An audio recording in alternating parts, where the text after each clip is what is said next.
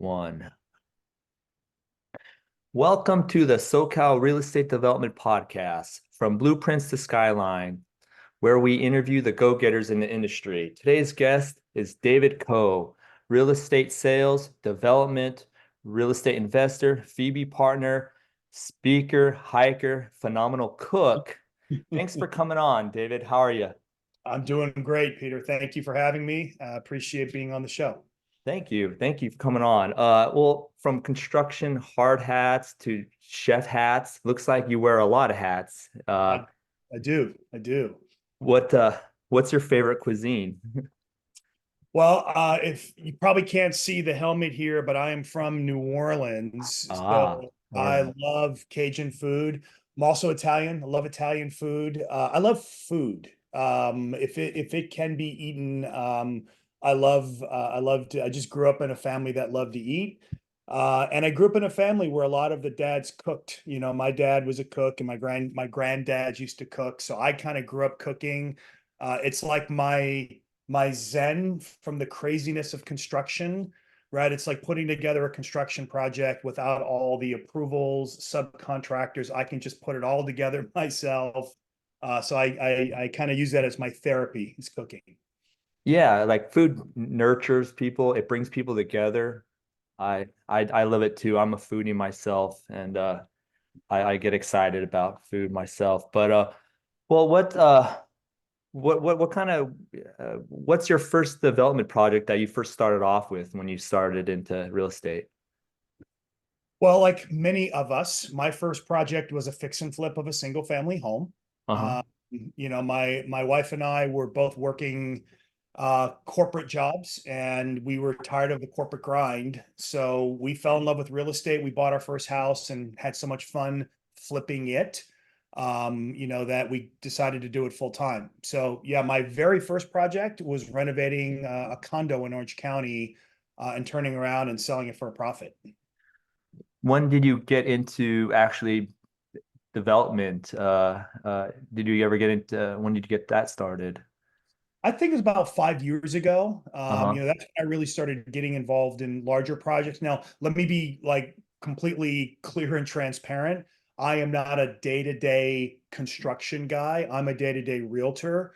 My level of involvement on the development side was more on the creation of the entity, helping to raise capital, structuring, development companies, and then along the way, I got more and more involved on the day-to-day, construction grind.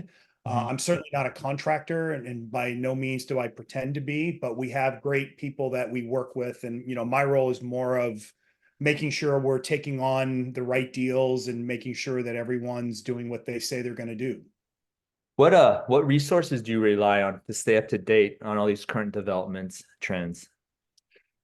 Well, probably my biggest resource are people, right? I find in real estate, people are always your best resource. Hmm. So you mentioned earlier in your, in my intro, thank you for those kind words, that I run a real estate investment club. It's actually where you and I met, was at my Phoebe group. That's Uh, right.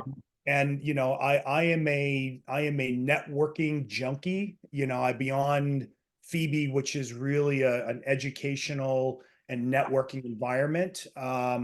I'm also a member of Provisors and a couple of other professional affiliation groups. And I love meeting developers. I love meeting attorneys that deal with development. I love, meeting developers, right? People that are actually doing projects, seeing their projects.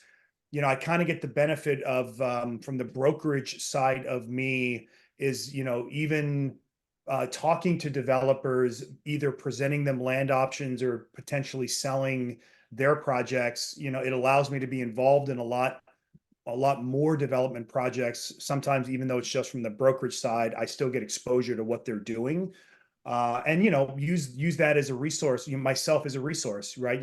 Making suggestions on what other people are doing with other projects, that might actually help the developer find a cool idea to get their project over the finish line. I really like that Phoebe meetup. I actually drive from Orange County just to go to your meetup, and I really like it. A lot of I don't know, a lot of people that are actually doing stuff are there at that meeting, and you get to meet a lot and rub shoulders with a lot of people that are actually doing it. And so Well, I, the first time you and I talked, of course, you come rumbling in your Carhartt pants on. You've got your construction boots on. I'm like, this is a guy that walked off of a construction site right into the Phoebe room.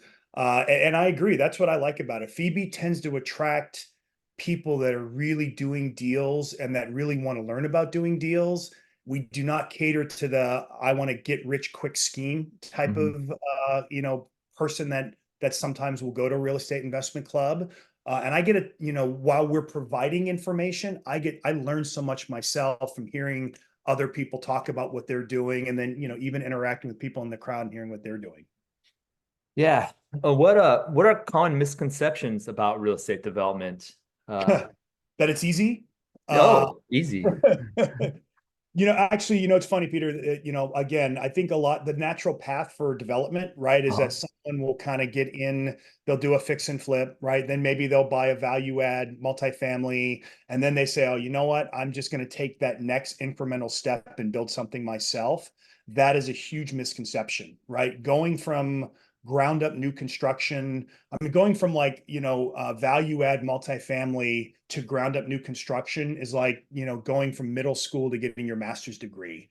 It's so much more complex than a standard real estate deal.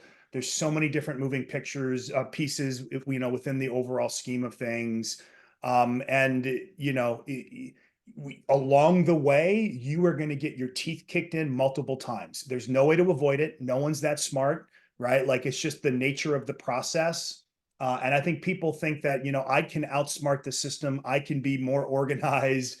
It's just, there's so many moving parts. You can't be in control of it. You have to just try to wrangle it as best you can to get it over the finish line. how do you mitigate against those unforeseen things? Put it in your pro forma, right?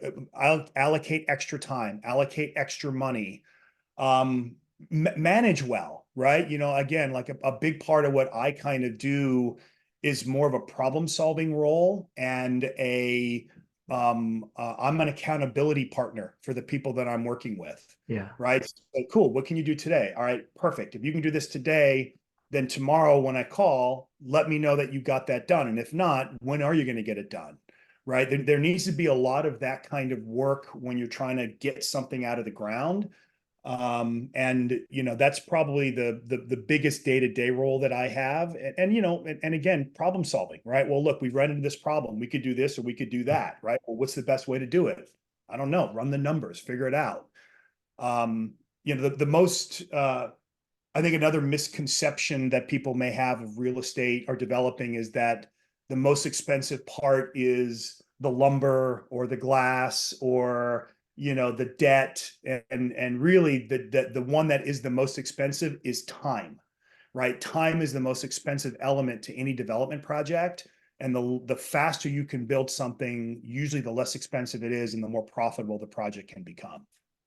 Great, great. What can you walk us through maybe what you're currently working on now and maybe how you found it, how you funded it? Give us the insight on that. So I am currently managing a company that's building small lot subdivisions in mostly in North Hollywood, but we do it in the city of LA. Uh, Um, I was actually involved in this project a long time ago, helping to raise capital on the acquisition side of the land, right? So we partnered with someone who had the vision of building these things out. And, a lot of times for a small lot subdivision, you have to buy existing parcels with the right zoning and then subdivide it into smaller parcels that you can build these single family homes on, which, just in case, people in your audience don't know what a small lot subdivision is, it's the part of the LA tax code called the zero lot line code that basically allows us to take like a 10,000 square foot lot that may have had two single family homes on it and subdivide it into 10 1,000 square foot lots and build 2,000 square foot homes on them. But the homes are only this far apart, and they're covered, the gaps are covered, so it looks like a townhouse complex, but they're actually single family homes. So in this project, I was involved both on the acquisition side and then taking it through entitlement to getting all the plans approved and getting all the track map resubmitted. And then I really got involved in it when we decided to take it out of the ground. So I was involved with my partner and I. We helped to structure the fund. We helped to raise the capital, and we helped to basically take those lots that were entitled and Yeah. actually recapitalize the project to actually do the construction and finish it off.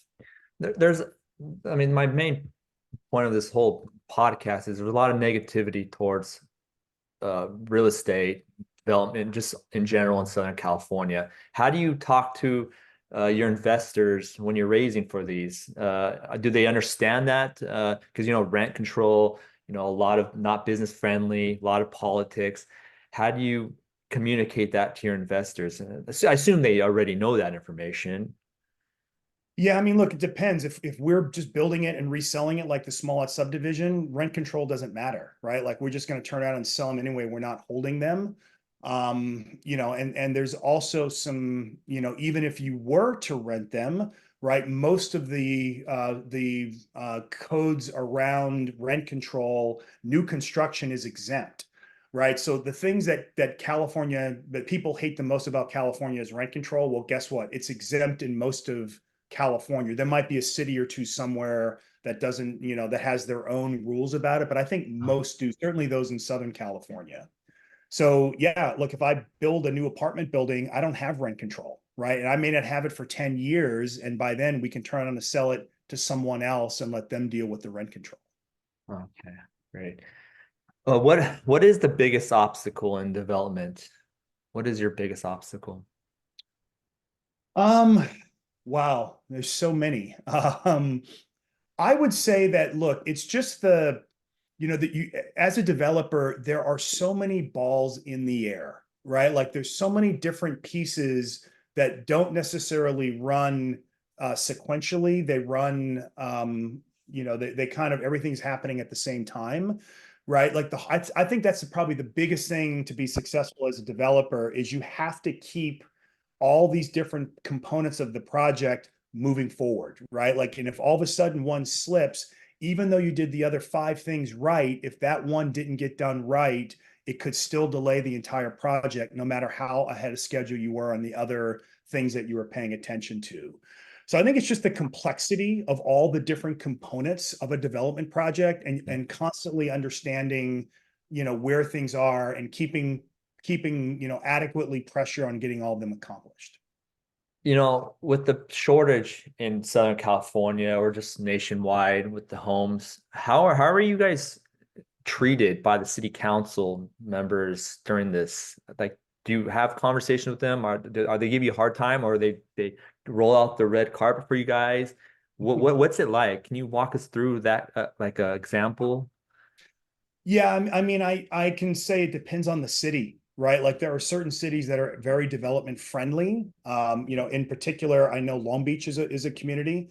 North Hollywood, where we're developing, City of LA, there's so much pressure from the state level for each city to generate more housing, right? Because everyone knows that's the biggest issue happening in California, in my opinion, is our homeless crisis, Oh, which I think is a direct result of us being underbuilt for so many years. So most communities are pretty pro development, even if they don't want to be, they have to be. It's not the city council, it's the neighbors, right? It's the residents of the city. ah, They band together. That's where the battles really happen, right? And I know the state has been doing some things to CEQA that kind of, you know, limits the amount of interference a local community can have. A really good example, Peter, is, one of the things that residents would claim is that there's going to be pollution from the development project, noise pollution. Well, yes, construction projects are noisy, but that's not what CEQA was intended for. CEQA was intended for things that are actual environmental like problems. Because it's going to be loud under construction, that doesn't count. So I do think the state has been trying to knock down CEQA a little bit and make that be more about true environmental, concerns, which we should be concerned about. But that's probably the hardest part about getting something entitled is when you do have a group of, what I like to call the vocal minority of a community Mhm. that shows up to protest, what, we believe is improving a community, right? And making it bigger and better and, more useful for everyone in that community. In the last Phoebe meeting, it was about the mindset, and I really liked it. It was kind of really, I don't know, I just really enjoyed it. I want to ask you some questions on that, and like, basically things are always you're gonna constantly hitting obstacles, like you mentioned. How do you mentally navigate through those problems? Like, what's your mindset on that?